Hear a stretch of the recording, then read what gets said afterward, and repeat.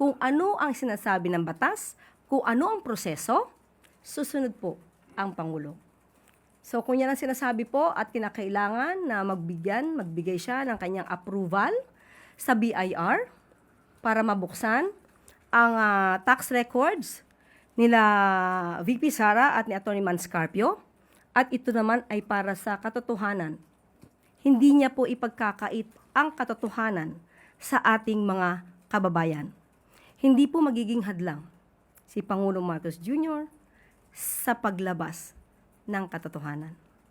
Sa lahat naman ng pagkakataon, kapag ang Pangulo ay gumagawa ng naaayon sa batas pero merong tinatamaan, laging sasabihin nila, politically motivated.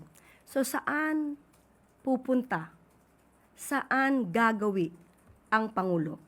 Kahit ano pang sabihin ng iba. Basta ang alam ng Pangulo, siya ay tumutupad sa proseso, siya ay tumutupad sa batas, kahit siya pa ay paringgan o bigyan ng negatibong impresyon, hindi matitinag ang Pangulo. Basta siya ay sa batas at sa proseso.